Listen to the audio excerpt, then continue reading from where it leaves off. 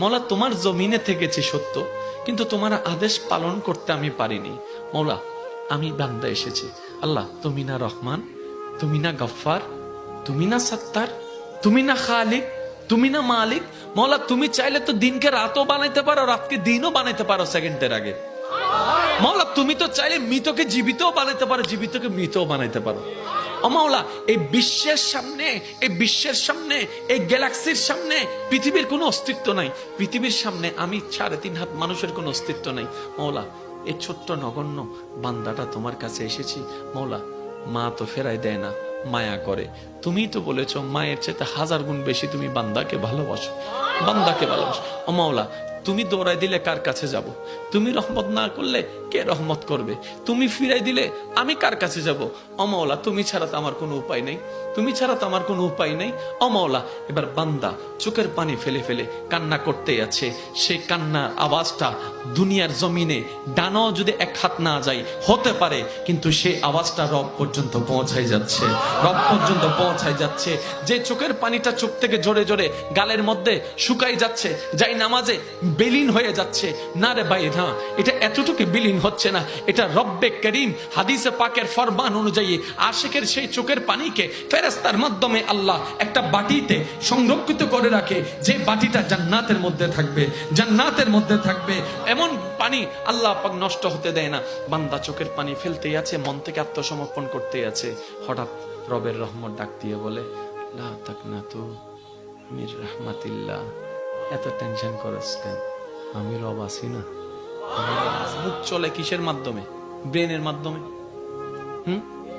আর ব্রেনের মধ্যে একটা জিনিসের প্রভাব পড়ে মনের। তাহলে আপনার মুখকে যদি আপনি কন্ট্রোল করতে চান, মনকে কন্ট্রোল করতে হবে। এই ছাড়া কিন্তু শান্তির হবে না। আমাদের চট্টগ্রামের ভাষা কি আছে কথা, যত চুপ তত সুখ। বোবা মানুষের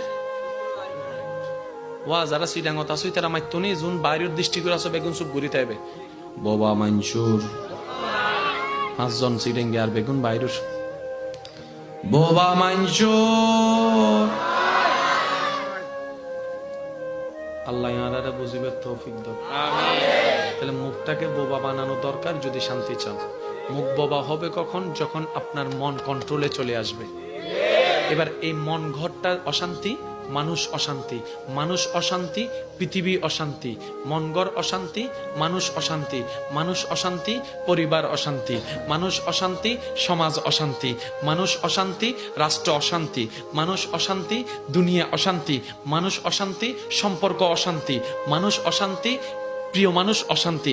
সবকিছুর অশান্তির মূল মানুষ, মানুষের অশান্তির মূল অন্তর। এবার সেই মানুষটা তো হাত ঢুকাই অন্তরকে কন্ট্রোল করতে পারে না।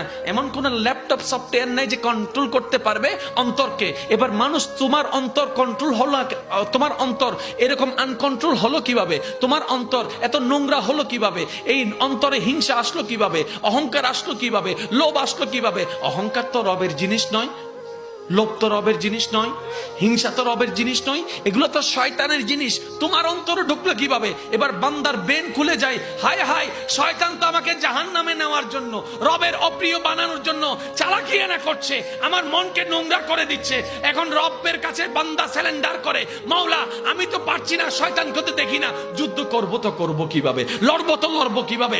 রব বলে তোর মনে তুই হাত ঢুকাতে পারবি না, একটা কাজ কর, তুই তাকওয়াকে অর্জন করে আমি রব এবং আমার রাসূলের মহব্বত অন্তরে ঢুকাই।